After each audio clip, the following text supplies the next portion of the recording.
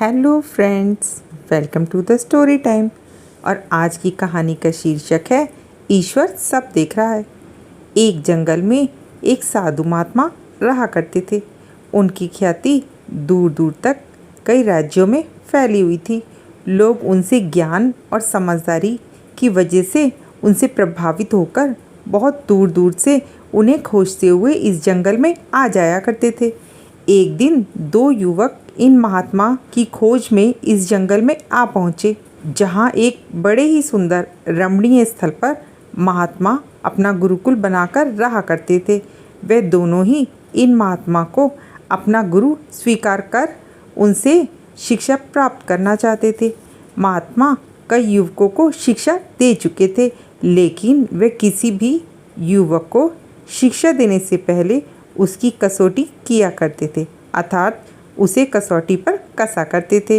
इन दोनों युवकों को महात्मा ने देखा तो वे उन्हें अच्छे घर से लगे और उनकी परीक्षा लेने की महात्मा ने सोची।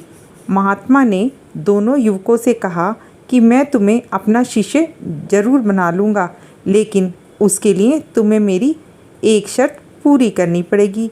युवकों ने महात्मा से कहा कि आप जो भी कहेंगे वे हमें मान्य है, अर्थात वो हमें मंजूर है।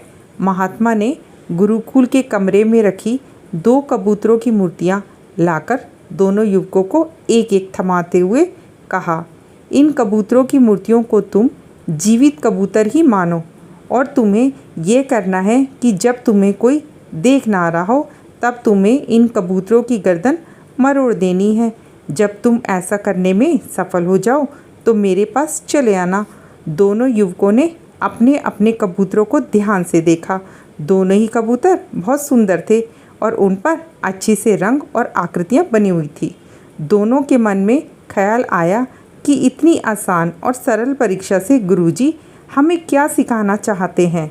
दोनों ने अपने अपने कबूतर लिए और जंगल में अलग अलग दिशा में चले गए। एक युवक जंगल में थोड़ी दूर गया। वहाँ एक सुनसान मैदान उसे दिखा। उसने चारों तरफ अपनी नज़रें घुमाकर देखा और ये निश्चित करने के बाद कि उसे कोई देख नहीं रहा है, उसने अपने साथ लाए कबूतर की गर्दन मोड़ दी और वे वापस गुरु के पास चला गया। दूसरा युवक भी जंगल में दूसरी तरफ एक सुनसान जगह पर पहुंचा और एक पेड़ के नीचे खड़ा रहकर हर तरफ से नज़रें घुमाकर देखने के बाद जब वे कबूतर की गर्दन मरोड़ने लगा तब उसकी नज़रें अचानक पेड़ के ऊपर बैठे अन्य पक्षियों पर पड़ी। क्योंकि उसे ऐसा करते हुए वे पक्षी देख रहे थे, इसलिए उसने कबूतर की गर्दन नहीं मरोड़ी। युवक थोड़ी देर सोचने के बाद झाड़ियों में छिप गया और वहाँ पर कबूतर की गर्दन मरोड़ने की कोशिश करने लगा, लेकिन वहाँ पर भी उसकी नज़र झाड़ियों पर बैठी कीट पतंगों और मक्खियों पर पड़ी और वहाँ पर भी वह ये काम पूरा नहीं कर पाया।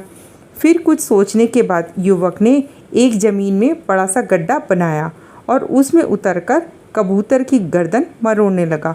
कबूतर की मूर्ति को छूते ही उसने देखा कि कबूतर की आंखें उसे देख रही हैं, इसलिए उसने कबूतर की मूर्ति की आंखें ढक दी। फिर उसने सोचा कि वह खुद तो अपने आप को ऐसा करते हुए देख ही रहा है, इसलिए उसने अपनी आंखें भी पट्टी बांधकर बंद कर ली। अब वह निश्चित हो गया था कि अब ना तो कोई अन्य प्राणी या कबूतर की मूर्ति या वह खुद भी उसको ऐसा करते हुए नहीं देख पा रहा है। वह कबूतर की गर्दन पर हाथ रखकर मरोड़ने ही वाला था कि उसे अंदर से आवाज़ आई। वह आवाज़ उसकी अंतरात्मा की थी। युवक अब अच्छे से समझ गया था कि गुरुजी इस छोटी सी सरल दिख रही परीक्षा से उसे क्या शिक्षा देना चाहते थे। युवक बिना उस कबूतर की गर्दन मरोड़े ही गुरुजी के पास पहुंचा। गुरुजी के पास जाकर युवक ने गुरु से माफ़ी मांगते हुए कहा कि गुरुजी मुझे क्षमा कर दीजिए, मैं आपका दिया हुआ ये काम पूरा नहीं कर पाया, क्योंकि जब भी मैं ऐसा करने की कोशिश करता हूँ तो मुझे कोई ना कोई देख रहा होता है। जब मैंने ये सुनिश्चित कर लिया कि बाहरी दुनिया में मुझे कोई नहीं देख रहा है, तब भी मेरी अंतरात्मा और वह परमात्मा मुझे देख रहा था, इसलिए मैं इस परीक्षा में पूरी तरह असफल हो गया हूँ। महात्मा ने उस युवक को शाबाशी देते हुए कहा कि तुम इस कसौटी में असफल नहीं बल्कि पूर्ण रूप से सफल हुए हो। कहानी की शिक्षा। इस कहानी से शिक्षा मिलती है कि हम जो भी काम करते हैं वे उस परमात्मा से कभी छुप नहीं सकता, इसलिए हर कार्य को परमात्मा को ध्यान में रखकर करना चाहिए, क्योंकि हम जो भी कार्य करते हैं वह चाहे कोई भी ना देख रहा हो पर वह परम आत्मा और परम शक्ति तो देख ही रही है। जब हम ये ध्यान में रखेंगे तो हम अपने जीवन में कभी कोई गलत काम नहीं कर पाएंगे।